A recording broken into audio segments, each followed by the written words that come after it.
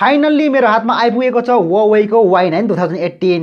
यस भिडियोमा हामी हेर्नेछौँ Huawei Y9 2018 को फर्स्ट लुक तथा ह्यान्ड्स अन। नमस्कार, मेरो नाम हो प्रदीप जागरण। अहिले यहाँहरू हेर्दै हुनुहुन्छ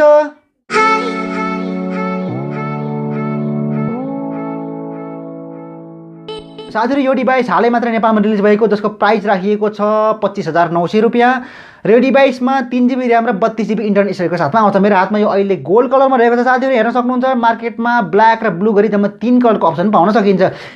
यो डिभाइसको मेन हाइलाइट फिचर भनेको क्यामेरा हो। यो डिभाइसमा ब्याकमा 2 र फ्रन्टमा 2 क्यामेरा पाउन सकिन्छ। पछाडिपट्टि पाउन सकिन्छ 16+2 megapixel dual rear camera setup र अगाडि पाउन सकिन्छ 16+2 मेगापिक्सलको डुअल फ्रन्ट सुटर क्यामेरा र साथमा यो डिभाइसमा फेस अनलकको फिचर पनि आउँछ। यो डिभाइसको फेस अनलकले निकै नै राम्रोसँग काम गर्छ र कतिसम्म काम गर्छ भन्ने कुरा हामी केही बेरपछि हेर्नेछौँ। साथै यो डिभाइसमा फिङ्गरप्रिन्ट सेन्सर पनि छ। यो डिभाइसको डिस्प्ले 5.93 इन्चको फुल HD प्लस रिजोल्युसन भएको डिस्प्ले हो, जुन 2.5D कर्भ ग्लासद्वारा बनेको छ र ब्याक साइड पुरै मेटलको पाउन सकिन्छ। त्यसैले हातमा लिँदाखेरि निकै नै आकर्षक प्रिमियमको फिल गराउँछ यो डिभाइसले। यो डिभाइसमा EMUI 8.0 पाउन सकिन्छ, जुन एन्ड्रोइड 8.0 ओरियोमा आधारित रहेको छ। यो डिभाइसमा 2वटा सिम कार्ड प्रयोग गर्न सकिन्छ, साथै माइक्रो SD कार्ड पनि प्रयोग गर्न सकिन्छ। म्याक्सिमम 256GB को माइक्रो SD कार्ड पनि प्रयोग गर्न सकिन्छ। यो डिभाइसमा फेस अनलकको फिचर त पाइन्छ, तर हार्डवेयर बेस्ड भने होइन। यो डिभाइसको फेस अनलक भनेको सफ्टवेयर बेस्ड हो। हार्डवेयरको लागि क्यामेरा त छ, तर त्यति पर्फेक्ट छ जस्तो मलाई लाग्दैन।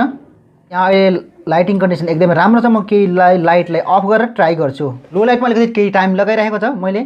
अब यो लाइट पनि अफ गर्छु म। यहाँले हेर्न सक्नुहुन्छ, यो लाइट पनि अफ गरेको छु र अब मैले लक गरेँ। अब अनलक गर्छु।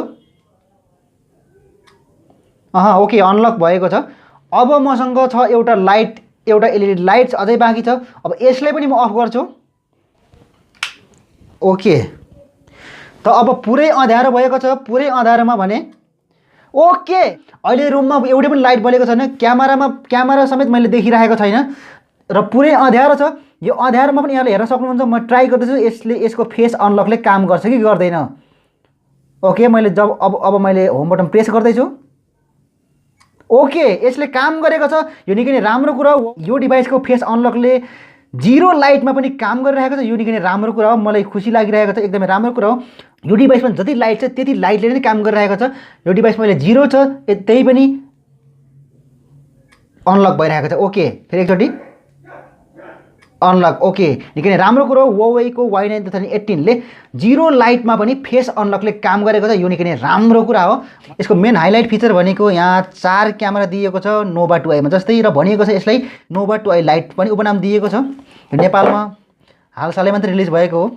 यो डिभाइसको लुक्स निकै नै आकर्षक छ, निकै नै प्रिमियम। यहाँले देख्न सक्नुहुन्छ मेरो हातमा यो गोल्ड कलरमा रहेको छ। मार्केटमा अरू कलर पनि एभाइलेबल छ, ब्ल्याक र ब्लू गरी। यहाँले हेर्न सक्नुहुन्छ यो डिभाइसको फ्रन्ट क्यामेराबाट लिएको सेल्फी क्यामेरा र पोर्ट्रेट मोडमा लिएको हो यो। यहाँले हेर्न सक्नुहुन्छ इन्डोर फोटो ठिकठाकै आएको छ र ब्याकग्राउन्ड पनि पुरै ब्लर गरेको छ। यद्यपि केही कता थोरै आर्टिफिसियल जस्तो पनि लाग्छ। हुनसक्छ आउटडोर पर्फर्मेन्स यसको निकै नै राम्रो हुनेछ। यो प्राइस रेन्जमा यतिको पर्फर्मेन्स चित्त बुझाउन सकिन्छ। अब म यहाँ रियर क्यामेराले ट्राई गर्छु। रियर क्यामेराको डिटेलिङ पनि ठिकठाक छ, जुन 13+2 मेगापिक्सलको रहेको छ। रियर क्यामेराको पर्फर्मेन्स पनि ठिकठाक छ र यो इन्डोर पर्फर्मेन्स हो। अहिले लाइटिङ कन्डिसन पर्याप्त छ यहाँ र फोटो निकै नै राम्रो आएको छ। यो प्राइस रेन्जमा यतिको पर्फर्मेन्स ठिकठाक नै हो। रियर क्यामेराले कम्पेयर गर्न सकिन्छ MI A1 सँग लगभग उस्तै। फ्रन्ट क्यामेरा निकै नै राम्रो छ। गुगल, यहाँ केही गुगलका एपहरू पहिल्यैबाट इन्स्टल पाउन सकिन्छ। Google, Gmail, map, YouTube, drive, play music, play movie जस्ता जस्ता केही एपहरू, साथसाथै अरू एपहरू पनि यहाँ अलरेडी पाउन सकिन्छ। केही फेसबुक र केही गेमहरू पनि अलरेडी इन्स्टल पाउन सकिन्छ। यो डिभाइसको स्क्रिन साइज रहेको छ 5.93 इन्च, मैले अघि पनि उल्लेख गरेँ। र यो डिभाइसमा फुल HD प्लस रिजोल्युसन पाउन सकिन्छ। यो जुन यो 18:9 एस्पेक्ट रेसियोवाला डिस्प्ले हो। यहाँ हेर्न सक्नुहुन्छ डिस्प्ले निकै नै ब्राइट छ, निकै नै राम्रो छ। निकै नै हातमा लिँदाखेरि डिभाइस निकै नै आकर्षक छ, निकै नै प्रिमियम फिल पाउन सकिन्छ। मेटल युनिबडी हो, मेटल र ग्लासको कम्बिनेसन छ यसमा। र यसमा फिङ्गरप्रिन्ट सेन्सरको साथमा फेस अनलकको फिचर पनि पाउन सकिन्छ। ओके, फेस अनलक निकै नै फास्ट छ, हेर्न सक्नुहुन्छ। ओके, यो हो Huawei Y9 2018 को फर्स्ट लुक। डिभाइस आकर्षक छ, निकै नै प्रिमियम फिल गराइरहेको छ। डिभाइसको प्राइस नेपाली मार्केटमा 25,900 रुपियाँ तोकेको छ Huawei-ले र यो प्राइस अलिकति एक्सपेन्सिभ जस्तो मलाई लागिरहेको थियो, तर क्यामेराले टेस्ट गर्दाखेरि मलाई चित्त बुझेको छ यो प्राइस रेन्जमा। र यसको फेस अनलक पनि निकै नै राम्रो काम गर्छ। जिरो लाइटको कन्डिसनमा पनि यसले एकदमै राम्रोसँग काम गर्छ। यो डिस्प्लेको जति लाइट छ त्यति लाइटले नै काम गर्छ। जिरो लाइटमा पनि यहाँहरूले फेस अनलकलाई युज गर्न सक्नुहुन्छ, जुन मैले ट्राई गरेको थिएँ। एकदमै राम्रो कुरा हो। र यसको डिटेल रिभ्यू, फुल रिभ्यू भने यसले मैले केही दिन प्रयोग गरेपछि मैले लिएर आउनेछु, प्रतीक्षा गर्नु होला साथीहरू। यही हो यो डिभाइसको फर्स्ट लुक, ह्यान्ड्स अन, यहाँले हेर्न सक्नुहुन्छ।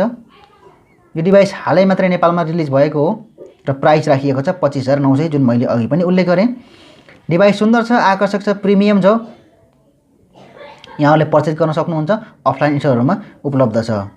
यो थियो Huawei Y9 2018 को फर्स्ट लुक तथा ह्यान्ड्स अन। आशा छ यहाँहरूले यस भिडियोलाई मन पराउनु भएको छ। यदि मन पराउनु भएको छ भने कृपया यस भिडियोलाई लाइक तथा शेयर गर्न नभुल्नु होला। साथै यो भिडियो यहाँहरूले कस्तो लाग्यो कमेन्टमा गएर कमेन्ट गर्न पनि नभुल्नु होला। साथसाथै यहाँको मनमा रहेको कुनै जिज्ञासा, सल्लाह, सुझाव भए त्यो पनि लेख्नु होला। आगामी दिनहरूमा पनि यस च्यानल मार्फत यस्तै भिडियो हेर्न चाहनुहुन्छ भने कृपया ग्याजेट संसारलाई सब्स्क्राइब गर्न नभुल्नु होला। सब्स्क्राइब गरिसकेपछि आउने नोटिफिकेसन बेल आइकनमा पनि दबाउनुहोस् ताकि मेरो नयाँ भिडियोहरूको नोटिफिकेसन यहाँहरूलाई मिलिरहोस्। हस् त यस भिडियोमा यति नै। हामी मिल्नेछौँ अर्को नयाँ एक्साइटिङ भिडियोमा।